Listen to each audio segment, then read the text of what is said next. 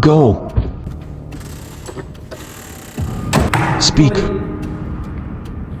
Kazakhstan, the beginning of 20th century. Kazakhs are at the crossroad of history. Who are we and who will become?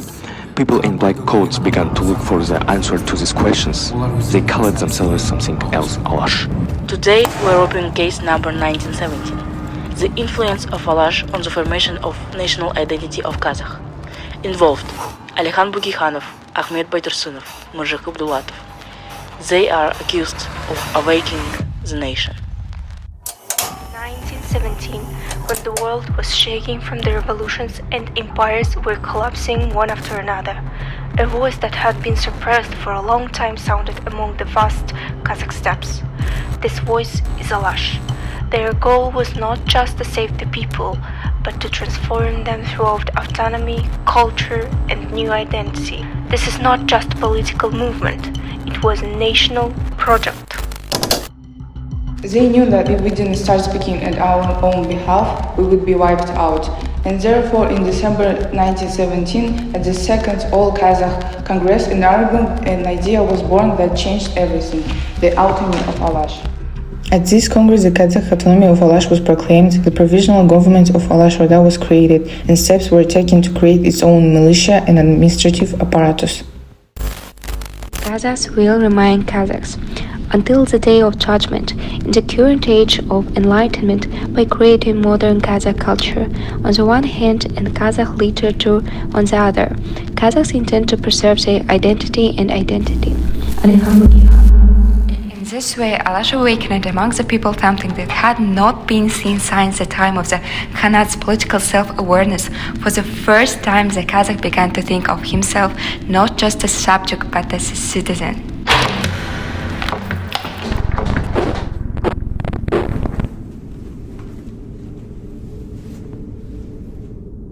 But autonomy alone was not enough. Something else needed to be a nation. Knowledge. So, and it was the culture that Alash made the core of identity. Ahmet Baytursunov, reformer of the Kazakh language, teacher, founder of Kazakh national linguistics. Yeah, in 1912 he reformed the Kazakh script. In 1940, he published the first systematic textbooks of the Kazakh language, Только for all. He created textbooks, grammars, and alphabets necessary for the national school. Whereas there is no language, there is no nation. So Alash knew about it. The newspaper Kazakh has been published since 1913, became the tribune of the movement. Articles were published here about the need for modernization, women's education, medicine, hygiene, science, and technology. Alash was building a new type of school, not a yurt, but a modern educational institution whose children learned mathematics, physics, and their own language, where they trained not just literature, but seeking Kazakhs. Біздің ұсыныс Русия демократический федеративный республика болу. Демократия мағынасы мемлекетті жұрт билеу. Федерация мағынасы құрдас мемлекетке бірлесу. Қазақтың да өзінің ұлттық автономиясын құру орайы келіп тұр.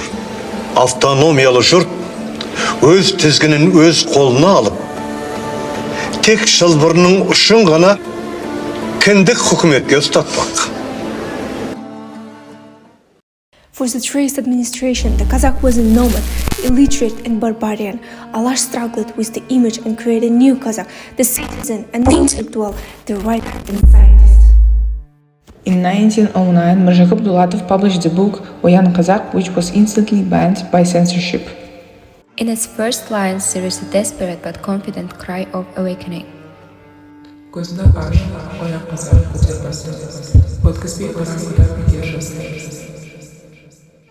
The verse became the manifesto of nation against the humiliation, against the backward, for dignity. To be a nation, you need knowledge. In order to have knowledge, schools are needed. And to have schools, we need a struggle. Alash built the image of new Kazakh. Kazakh with a book. Kazakh with a suit. Confident. Kazakh that knowing his rights in his history. They are gone. But they are marked reminded in the language, in books, in schools, and the most important thing is in the mind. Today we speak Kazakh. We think like free people. And this is not an accident. This is legacy of Alash. The case is closed, but story continues.